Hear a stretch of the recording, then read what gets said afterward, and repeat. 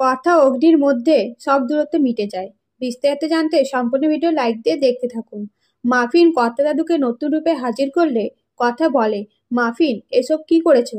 তখন কথা দাদু বলে, কথা মা ওকে বকো না, আমারও তো গার্লফ্রেন্ড দরকার, তবে আমার দুটো গার্লফ্রেন্ড। চিকি এদিকে এসো। তখন সকলে হাসতে থাকলে অগ্নি বলে, এবার আমি রান্না করব, আর আমাকে সাহায্য করবে মাফিন আর চিকি। তখন অন্যা এসে ভিডিও করতে করতে বলে, আজ কি রান্না হচ্ছে? তখন অগ্নি বলে, আজ রেনবো অমলেট রান্না করা হবে। খুব সহজ, এটা বাচ্চাদের পক্ষে খুব ভালো, কারণ সবজি দিয়ে রান্না করা হবে। এরপরে অগ্নি রান্না করতে থাকলে মাফিন ভুল মশলা দিলে অগ্নি বলে, ঠিক আছে, অন্যরকম টেস্ট হবে। এই বলে মাফিনকে একটা জায়গায় বসিয়ে রাখে। তখন লালি লঙ্কা গুঁড়োর বাটি মাফিনের সামনে রেখে দেয়। তখন মাফিন লঙ্কা গুঁড়োতে হাত দিতে গেলে চিকি বাধা দেওয়ার আগেই মাফিন হাত দিয়ে দেয়।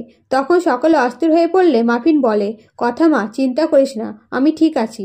এরপরে মাফিন চিকিকে বলে, আমার সামনে লঙ্কা গুঁড়ো ছিল না, তাহলে লঙ্কা গুঁড়ো কোথায় থেকে এলো? তখন চিকি বলে, আমার মনে হয় লালি দিদি এই কাজ করেছে। তখন মাফিন বলে, তাহলে তো পানিশ করতে হবে, তুই সবার থেকে লুকিয়ে লালি দিদিকে বাইরে নিয়ে আসবি। চিকি ও মাফিনের কথা মতো লালিকে বাইরে আনতেই মাফিন লঙ্কা গুঁড়োর বাটি একটা গাড়িতে রেখে দেয়। সেই গাড়িতে পা দিতেই লঙ্কা গুঁড়ো লালির চোখে মুখে লেগে যায়। তখন লালি বলে, এটা কি, আমার জ্বলছে তো। তখনই ছোটকা এসে মাফিনদের সেখান থেকে নিয়ে চলে যায়।